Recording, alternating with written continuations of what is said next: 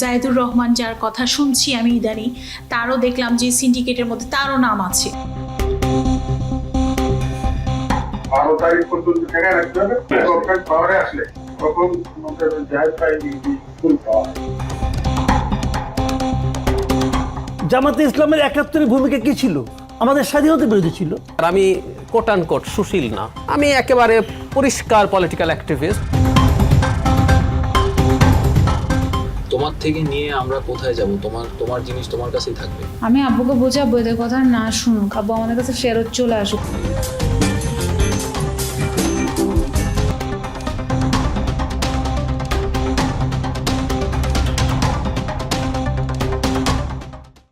তারিখ পর্যন্ত ঠেকায় রাখতে হবে, গভর্নমেন্ট পাওয়ারে আসলে তখন আমাদের জাহিদ ভাই ফুল পাওয়ার।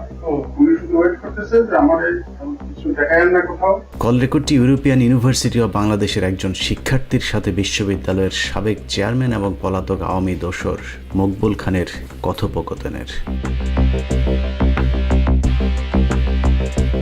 কল রেকর্ডে একজনের নাম বলছেন যিনি সোশ্যাল মিডিয়াতে পরিচিত মুখ, ডাক্তার জাহিদুর রহমান। সেই সাথে তিনি এখন স্বঘোষিত বিএনপি নেতাও বটে। আমি 12 তারিখের পরে ওদের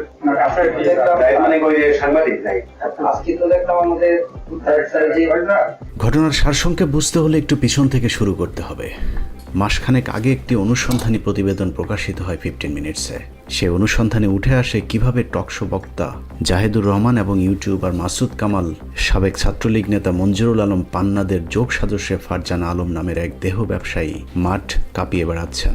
দেহ ব্যবসায়ী ফারজানা আলমকে ব্যবহার করে হানি ট্র্যাপের মাধ্যমে সমাজের উচ্চবিত্ত এবং প্রভাবশালী ব্যক্তিদের ব্ল্যাকমেল করা হয়। সেই সাথে এই চক্রটির মানুষকে ব্ল্যাকমেল করে কোটি কোটি টাকা হাতিয়ে নেয়ার প্রসঙ্গ উঠে আসে সেই প্রতিবেদনে।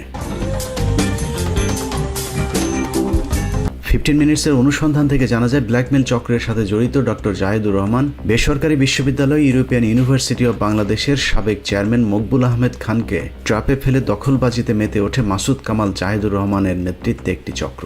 15 মিনিটসের অনুসন্ধানী প্রতিবেদনটি প্রকাশের পর আরও ভয়াবহ রূপে মাঠে নেমেছে সেই চক্রটি।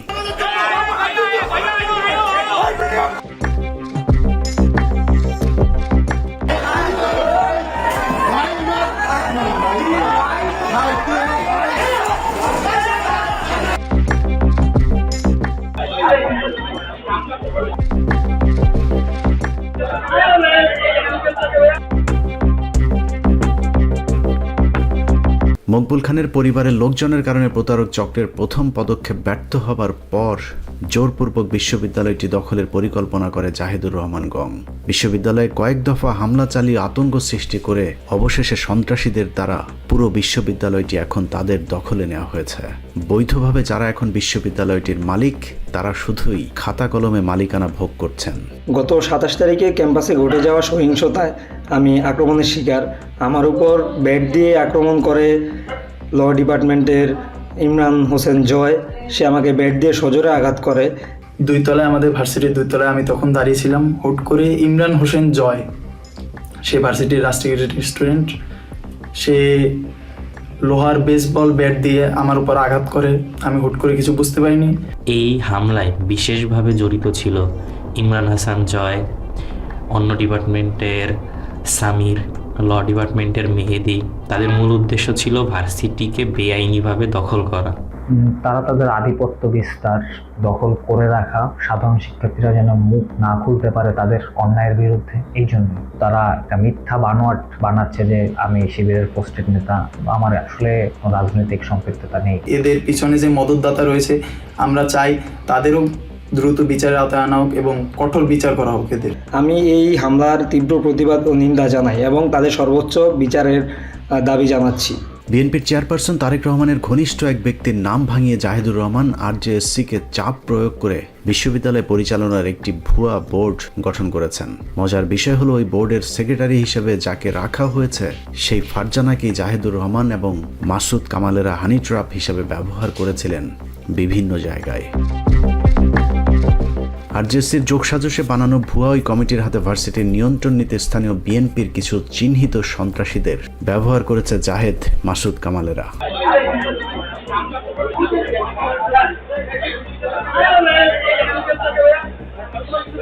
বিএনপির ক্ষমতাকে কাজে লাগিয়ে ভার্সিটির সাধারণ শিক্ষার্থীদের উপর ভয়াবহ আক্রমণ চালানো হয়েছে। এ সময় গুরুতর আহত হয় বেশ কয়েকজন বিশ্ববিদ্যালয়ের শিক্ষার্থী। এই মর্মান্তিক হামলার কারণে আমি সহ আমার ব্যাচের অন্যান্য স্টুডেন্ট সহ ডিপার্টমেন্টের অন্যান্য স্টুডেন্ট সহ কিছু ভাই ব্রাদার গুরুতরভাবে আহত হয়। আমি নিজে পর্যন্ত আহত হই।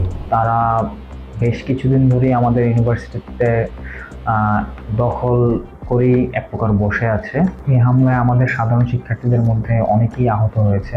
এই পুরো সন্ত্রাসী কর্মকাণ্ডের পেছনে যে সোশ্যাল অ্যাক্টিভিস্ট জাহেদের হাত রয়েছে তার প্রমাণও আমাদের হাতে এসেছে। আমরা একদম রাত পর্যন্ত পুরো সেলিব্রেট নিয়ে যা আছে পুরো ক্যাম্পাস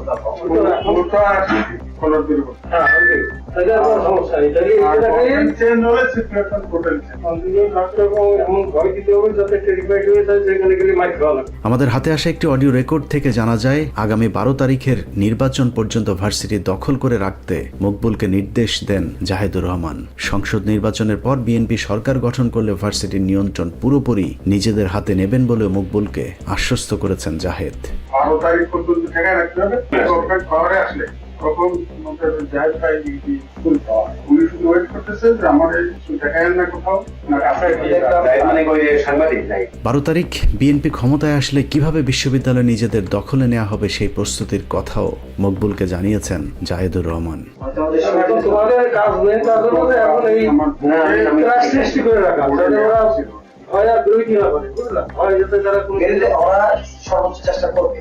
এর আগে 15 মিনিটসের অনুসন্ধানী প্রতিবেদনটি প্রকাশের পর দাবার ঘুঁটি মকবুলকে নিয়ে নিজের ইউটিউব চ্যানেলে একটি ভিডিও আপলোড করেন হানি ট্রাপ ব্যবসায়ী মাসুদ কামাল। আমার বিশ্ববিদ্যালয়ে যে প্রবলেম চলতেছে তার মধ্যে আপনাকে জড়িত করার বিষয়ে আমি আসলেই আপনার কাছে ক্ষমা প্রার্থী।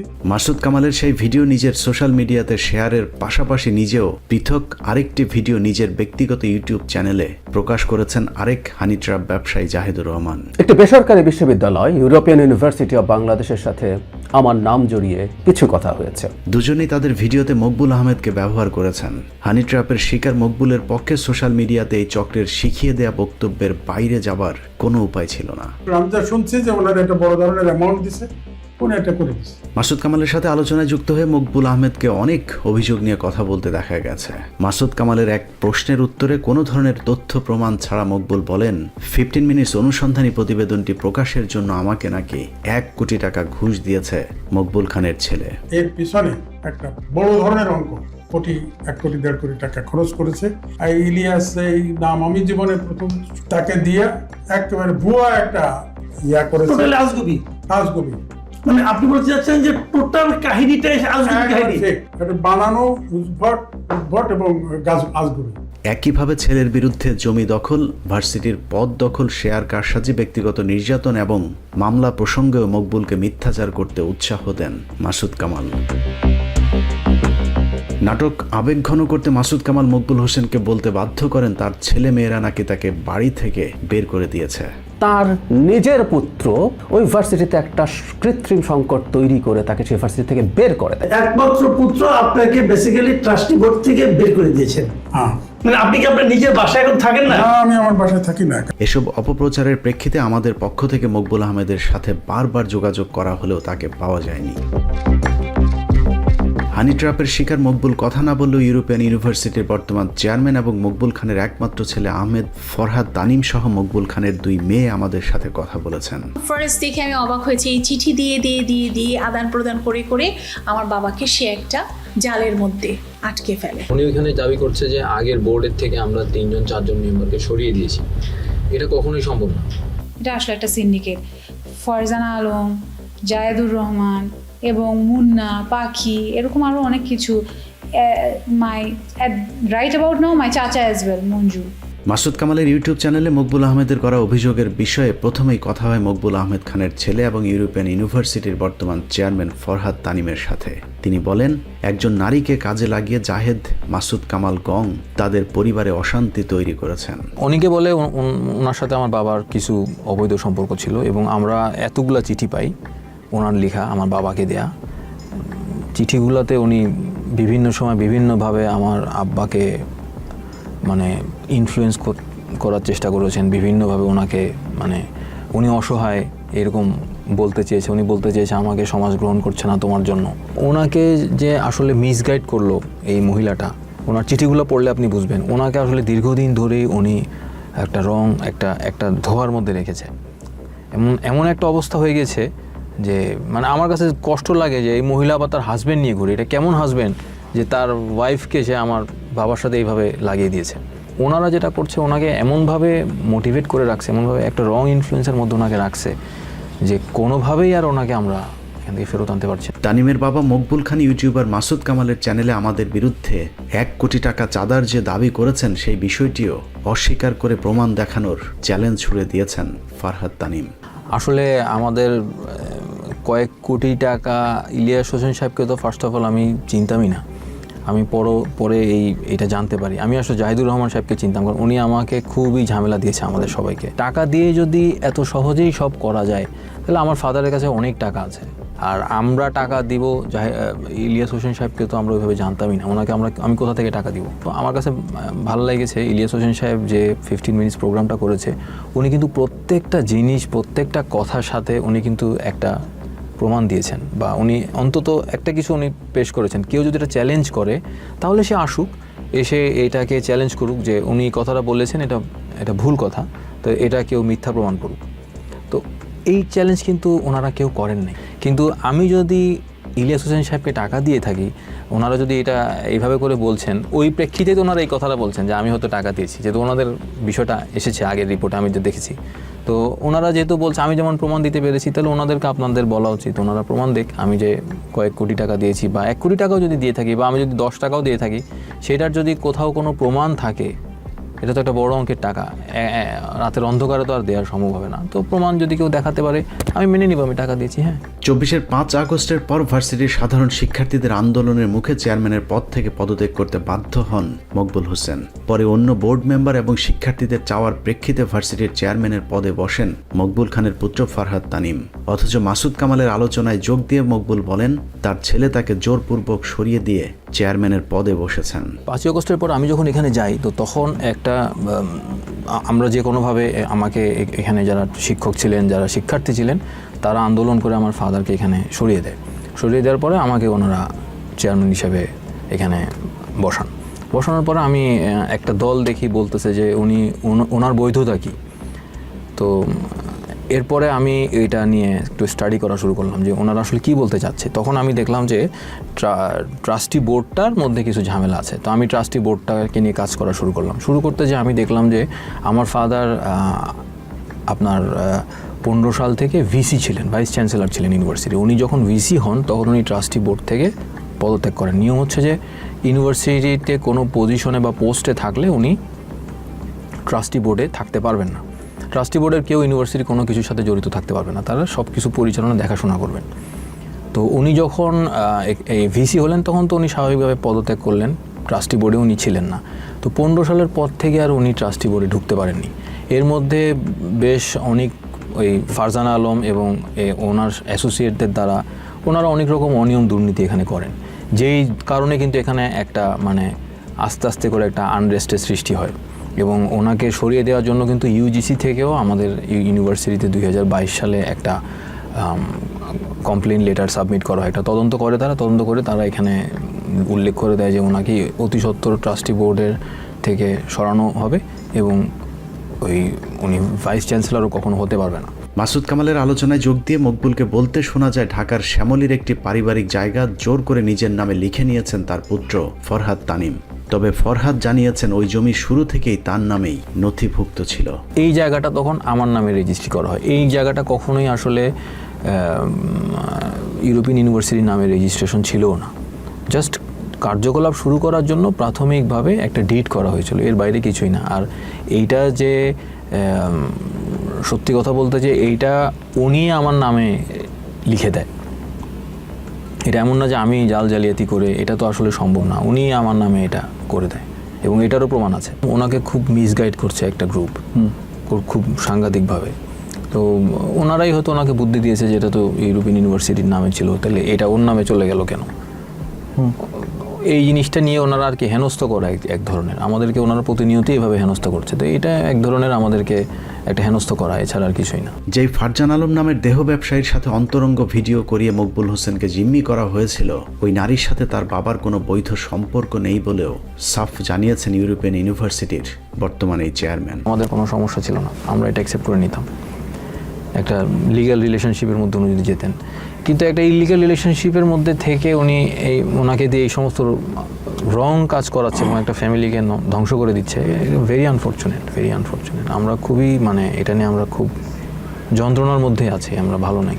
মাসুদ কামাল জাহেদ চক্রের ফাঁদে পড়ে বাবা ছেলের বর্তমান অনাকাঙ্ক্ষিত পরিস্থিতিতে মকবুল আহমেদের দুই মেয়ে ও ভাইয়ের পক্ষেই অবস্থান নিয়েছেন। ভাইয়াকে আব্বু নিজে ডাক দেয় যে তুমি আসো, তুমি এসে দেখো যে কি হচ্ছে। তখন ভাইয়া ফার্স্ট ঢুকলো। মকবুল আহমেদ খানকে জিম্মি করে জাহেদ, মাসুদ কামালরা নিজেদের স্বার্থেই কৃত্রিমভাবে সংকট তৈরি করে বিশ্ববিদ্যালয়টি দখলের চেষ্টা করছেন এমন দাবি করে মকবুলের ছোট মেয়ে জানান, বিশ্ববিদ্যালয়টি এখন তার ভাইয়ের হাতে নিরাপদ, কারণ তার বাবাকে দায়িত্ব দেয়া হলে পক্ষান্তরে এই বিশ্ববিদ্যালয়টি মাসুদ কামাল এবং জাহেদরাই দখল করে নেবেন। ওদেরকে আব্বু চায় আবার যে ওরা যাতে আবার ঢুকে, আব্বু এটা ডিরেক্টলি বলছে যে আব্বু আসলে আব্বু ওদেরকে নিয়ে আসবে, কিন্তু ওরা আমাদের ইনস্টিটিউশনটা at the end of the day এই ইনস্টিটিউশন বানাইতে আব্বু যে টাকাটা খরচ করছে সেটা তো আমাদের উপরও খরচ করতে হতো। এখন ওরা ইউনিভার্সিটিটাকে পুরো ডুবাই দিচ্ছে, এটা আমরা কিভাবে মেনে নিই? তো ওদেরকে আমরা কিছুতেই রাজি না আনবো না, এটা নিয়েই আব্বু আমাদের সাথে রাগ। এই জন্যই আব্বু এসব কথা বলতেছেন। যারা কন্টিনিউ টাকা নিয়ে খালি খেয়েই গেল এবং আমাদের ইউনিভার্সিটিটা পুরো একেবারে নষ্ট করে, একটা এত বড় ইনস্টিটিউশন স্টুডেন্টদেরকে চিট করে ওরা নষ্ট করে ফেলছিল, তাদেরকে আমরা কোনো অবস্থাতে। একই রকম বক্তব্য দিয়েছেন মকবুল খানের বড় মেয়ে ঈশিতা শবনম খান। তিনি বলেন, বাবার পাশাপাশি তার ভাইকেও ফাঁসানোর চেষ্টা চলছে। মিথ্যা তথ্য ছড়িয়ে সিম্প্যাথি তৈরি করেছে জাহিদুর রহমান মাসুদ কামালের সিন্ডিকেট। মকবুল হোসেনের বড় মেয়ে জানান, তাদের বাবার সাথে পরিবারের কেউ কোনো অন্যায় করেনি, বরং তার বাবাকে বাধ্য করা হচ্ছে এসব উদ্ভট মিথ্যা বক্তব্য দিতে। এখানে সব প্রমাণিত যে আন্দোলন চলাকালীন আমার বাবা রিজাইন দিলেন এবং তারপরে আমার ভাইকে এখানে বসালেন। তো এখানে তো আমার ভাই নিয়ে যাওয়ার কোনো প্রশ্ন উঠছে, আর ভাই তো নিয়ে যে কোথাও চলে যাচ্ছে না। ফারজানা আলম, যিনি নিজেকে ডক্টরেট ডিগ্রিধারী মনে করে, এবং এই মহিলার সাথে জড়িত আরও কিছু মানুষ আছে, মুন্না নাম, তারপরে আপনার দেখা যায় যে এই যে জায়েদুর রহমান যার কথা শুনছি আমি ইদানি, তারও দেখলাম যে সিন্ডিকেটের মধ্যে তারও নাম আছে। তিনি কিন্তু অ্যাকচুয়ালি আমি যেটা বলবো যে তার কোনো ধরনের অবদান ইউনিভার্সিটিতে নেই, ছিল না, কিন্তু রিসেন্ট কিছু অ্যাক্টিভিটিস দেখে আমি বুঝলাম যে তিনি আমার বাবার সাথে খুব সুন্দর করে আমার বাবাকে প্ররোচিত করছে বিভিন্ন কথা বলে, বিভিন্ন সুন্দর সুন্দর কথা বলে, এবং আমার বাবাও দেখলাম কিছু কিছু ক্ষেত্রে তাকে কিছু টাকা পয়সা দিয়েছে, প্রায় 30 লক্ষ টাকার মতন তাকে দিয়েছে। এবং এইসব জিনিস সে করছে এই জন্য যে টাকাগুলি যাতে সে নিতে পারে, এবং আগের মতন সেই যে অরাজকতা ছিল, এই যে বিভিন্ন ধরনের সমস্যা ছিল আমাদের ভার্সিটিতে, এই যে হুট করে টাকা পয়সা নিয়ে যেত, সেই একই জিনিস তারা আবার শুরু করার জন্য পাগল হয়ে গিয়েছে। মাসুদ কামাল জাহিদুর রহমান সিন্ডিকেট যে মকবুল খানকে ব্যবহার করেছে তার একটি প্রমাণও আমাদের হাতে এসেছে। পরবর্তীতে আমি জানতে পারি আমার ছেলে সেটাকে জাহেদ মাসুদ কামালের ঘনিষ্ঠ আইনজীবী সাবেক অ্যাটর্নি জেনারেল আসাদুজ্জামানের সহকারী আসমা খানম পাখির একটি অডিও রেকর্ড আমাদের হাতে এসেছে, যেখানে শোনা যায় মকবুলকে মামলার শুনানির জন্য মিথ্যা বয়ান শিখিয়ে দিচ্ছেন সাবেক অ্যাটর্নি জেনারেলের সহকারী আসমা খানম। আপনি ওখানে লেখছেন পদত্যাগপত্রে সিগনেচার নেই, আপনি এটা লিখবেন আমার কাছে জোর করবো একটা সাদা কাগজে সিগনেচার নেই। পরবর্তীতে আমি জানতে পারি আমার ছেলে সেটাকে পদত্যাগপত্র হিসেবে দাবি করে, সেই চেয়ারম্যান, ঠিক আছে, ওই লেখা লাগবে, আপনি বসতে পারবেন না, আমি দেখে তৈবে না, আপনার এখন ওইখানে ওই লেখে রাখছিল আবার সই দিতে পারেন না ওই লেখাটা, কারণ নির্দেশন জারিতে লেখা আছে, আমরা কোর্টে যাওয়ার পাইছি ওখানে লেখা যে আমার একটা সাদা কাগজ সিগনেচার নেন, পরবর্তীতে জানি ওখানে ওরা অডিওতে শোনা যায় অনাকাঙ্ক্ষিত পরিস্থিতির জন্য তার ছেলে তানিমকে দায়ী করতে জোর করা হচ্ছে মকবুল খানকে। মকবুল হোসেন খান আদালতে মিথ্যা বয়ান দিতে অস্বীকৃতি জানালে তাকে আরো চাপ দিতে শোনা যায় আসমা খানমকে। এখানে একটা জিনিস আমি বলি, শুনো, এই টোটাল যে ঘটনাটা যখন ঘটে তখন কিন্তু আমার ছেলে একসাথে জড়িত ছিল না কোনোভাবে। আমার কথা শোনো, আমি মালিক না, আমার কথা শোনো, বাস্তবটা শোনো। এরপরে যখন আমি যাওয়া বন্ধ করে দিলাম, প্রায় 15 দিন পরে তারপরে সে যাওয়া শুরু করলে ওরা দেখলো যে সে তো যা কই তাই শোনে, বুঝছো? এই তখন তারা ওর প্রশংসা করা শুরু করে। শোনেন, হ্যাঁ, আমি যদি না যাই, আমি যদি রিলে না দিই, আমার বাপেরকে কিচ্ছু করে রিলে যাওয়ার প্রশ্নই ওঠে না। ও তো সেই সময় ইউনিভার্সিটিতে যাইতই না। আপনি ভালোবাসেন, আপনি বুঝেন আপনার কথা। আমি কি ভালোবাসা না, আমি যেটা আপনাদের ব্যাপার, আপনার পারিবারিক ব্যাপার, আপনি দেখেন একটা বসতে জানেন না, যেটা বাস্তবে আপনি বোঝেন না, আমার বুঝেন আপনি করেন। আইনসম্মত ভাবে করা, আমি সই করি। ওরে আল্লাহ, আমার কথা বোঝেন, এরা করেন না, ওই সেই সব ঠিক আছে, ওই লেখা লাগবে খালি দরগুলো সাদা কাগজ লিখেছেন না, পরবর্তী তারা মূলত মিথ্যা মামলা দিয়ে ফরহাদ তানিমকে ফাঁসাতে মকবুলকে দিয়ে তার বিরুদ্ধে একাধিক মামলা করিয়েছেন জাহেদের এই সিন্ডিকেট, যে কাজে সম্পূর্ণ সহায়তা করেছেন অ্যাটর্নি জেনারেলের অফিস। এর মধ্যে বেশ কিছু আছে যে আমাকে তো পার্সোনালি কিছু মামলা, আমার নামে মার্ডার কেসের মামলাও, হাসিনার সময় যে ওনার নামে যে মার্ডার কেসের মামলাগুলো ছিল সেগুলো তো আমাকে ঢুকিয়েছে। জুলাই 5ই আগস্টের পরে যে মামলাগুলো হাসিনার নামে হয়েছে সেই মামলাতেও কিন্তু আমার নাম ঢুকানো হয়েছে 3টা মামলাতে অবৈধভাবে, যেহেতু আমি তো এটা কিছুই জানি না। ওনার সাথে যারা ওনাকে রংলি গাইড করছে তারাই হয়তো বলছে যে এগুলো তো বাংলাদেশে আসলে করাই যায়, টাকা পয়সা দিয়ে এইসব মামলার মধ্যে ঢুকানো যায়। তো আমি যেমন 145 নম্বর আসামি, একটাতে কোনোটাতে 62 নম্বর আসামি, এভাবে করে আছি আর কি। সামাজিকভাবে সম্ভ্রান্ত পরিবারের মানুষ হয়েও একটি দুষ্ট চক্রের কাছে জিম্মি খান পরিবার। চরম বিভ্রান্তিকর একটি বিষয় নিয়ে নিজেদের অস্তিত্ব সংকটে পরিবারটি নিজেদের মুখ খুলতে বাধ্য হয়েছেন। মকবুল আহমেদ খানের একটি ভুল পুরো পরিবারকে সামাজিকভাবে পথে নামিয়ে দিয়েছে। একদিকে পরিবার, ব্যবসা, অন্যদিকে নিজেদের সম্মান, উভয় সংকটে পড়ে দিক বিদিক ছুটছেন মকবুল খান। অন্যদিকে ভুল ক্ষমা করে দিয়ে বাবাকে আবারও ঘরে ফিরে আসার আবেদন করেছেন মকবুলের 3 সন্তান। তুমি এই ভুল থেকে বেরিয়ে আসো এবং অবশ্যই যদি পরিস্থিতি ভালো হয় আবারও তুমি তোমার সেই পজিশন ফিরে পাবে। এটা কোনো কঠিন কিছু না। তোমার থেকে নিয়ে আমরা কোথায় যাব? তোমার জিনিস তোমার কাছেই থাকবে। তোমার কাছে থাকা মানে তো আমাদের কাছেই থাকা। একজন বাবা তার সন্তানদেরকে বুঝিয়ে দেয়, তো সন্তান তার বাবার থেকে জোর করে এটা কি নিয়ে যাবে, কোথায় নিয়ে যাবে? তুমি আমাদেরকে ভুল না বুঝে আমাদের সহযোগিতা করো, আমাদের সাথে আসো, ইনশাল্লাহ সব ঠিক হয়ে যাবে। আল্লাহ যদি চায় অবশ্যই সব ঠিক হয়ে যাবে। আমি আব্বুকে বোঝাবো এদের কথা না শুনুক, আব্বু আমাদের কাছে ফেরত চলে আসুক। আব্বু কেন মনে করে, কেন ওদের কথা শুনতেছে? আর আমার অসুস্থ বাবা, আমার বাবা এখন আসলেই at the moment right now খুবই অসুস্থ, তার অনেক সর্দি কাশি। যে ফেরত আসো, তোমার নাতি নাতকুররা তোমার কথা জিজ্ঞেস করে সারাক্ষণ, আমাদের লজ্জা লাগে তাদের কাছে যেতে, আমরা বলতে পারি না কিচ্ছু। তুমি ফেরত আসো, তুমি সুস্থ হও, তুমি সুন্দর করে আমাদের সাথে সময় কাটাও। তোমার এখন বয়স হয়ে গিয়েছে, এই শেষ বয়সে তুমি যদি আমাদেরকে সময় না দাও, সারা জীবন তুমি ব্যস্ত ছিলা, তুমি সারা জীবন তোমার কাজ নিয়ে ব্যস্ত ছিলা, তুমি কখনো আমাদেরকে সময় দাও না, এখন অ্যাটলিস্ট সময় দাও আমাদেরকে। মকবুল আহমেদ খানের মতো এরকম আরও কত পরিবারকে ফারজান আলম, মাসুদ কামাল এবং জাহেদ কংয়েরা ধ্বংস করে দিয়েছে তা হয়তো তাদের টকশোতে উঁচু গলায় গলাবাজির আড়ালেই থেকে যাবে। জামায়াতের আমির জনাব তারেক রহমানকে বিতর্কে আহ্বান জানিয়েছেন। এখন জনাব তারেক রহমানের কি এই প্রস্তাব গ্রহণ করা উচিত কিনা? উত্তর হচ্ছে কোনোভাবেই না। আমিরের সাথে ডিবেট করে তাকে জাতে তোলার কোনো দরকার জনাব তারেক রহমানের আছে বলে আমি মনে করি। জামাতে ইসলামের 71-এর ভূমিকা কি ছিল? আমাদের স্বাধীনতা বিরোধী ছিল। এখানে আমি তো 96 আওয়ামী লীগকে ফ্যাসিবাদী আওয়ামী লীগ মনে করি না।